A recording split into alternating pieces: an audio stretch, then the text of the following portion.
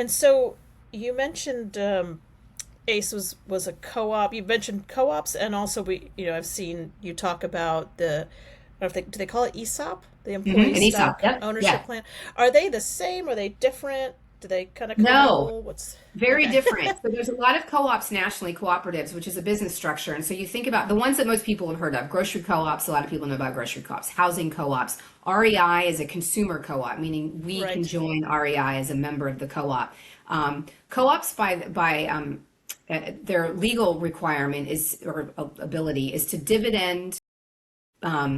a dividend back to their members, and they don't pay corporate taxes on the money they dividend back. So basically, if you have a big profit but you distribute it to your members, you don't the corporation doesn't pay taxes on that profit.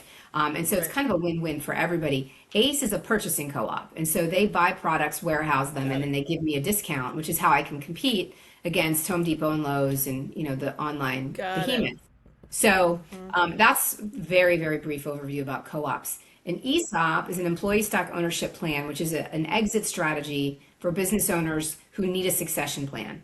So you've built this business, you decide you want to sell it, you don't know who to sell it to. In our case, we started doing our research. Hardware stores are very multi-generational. It's very much a family business. My husband and I didn't inherit it from family members, nor do we have kids that we can leave it to.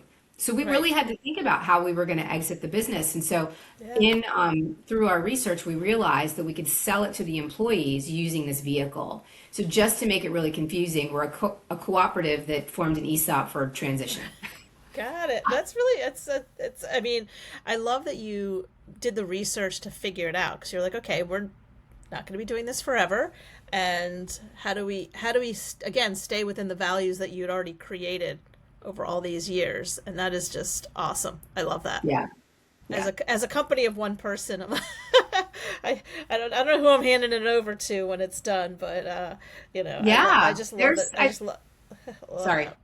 Yes, okay, go ahead. 70% of businesses don't have an exit strategy, and 90% of the business landscape in the United States is small to mid-sized businesses. And so if people don't figure out how to save the businesses and transition them somehow, we lose all those jobs and all of Right. those, community resources. And so it was really important for me to keep the businesses in the community and not sell them, to a big nameless Yeah. entity.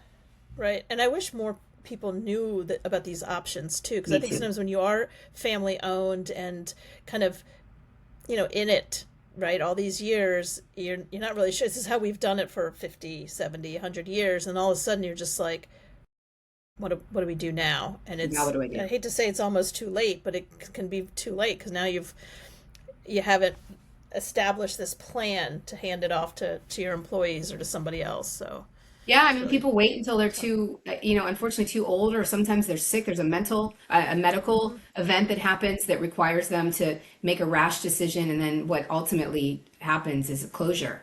And, you could have 5 or 10 or 40 employees that lose their jobs, and the community loses a resource. And so it's the city or town or municipality loses its tax base. And so there's a lot of devastation that can happen. I've really started talking a lot more about even if you don't go the ESOP route, knowing what your succession plan is going to be, knowing what your business is worth, getting it ready for the sale. Yeah. Not waiting until your shelves are dirty and your software is outdated. Keeping Yes. that stuff in mind. Yeah.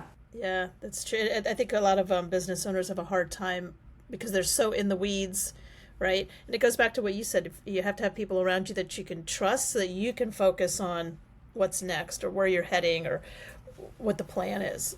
Yeah. And when we try to, we hear the stories all the time. They're trying to do everything alone. And it's like, that all sounds very romantic and glamorous, and it's really terrible. Yeah. It's just terrible. It's not, it doesn't work. Hard. It's very hard. Yeah. Yeah.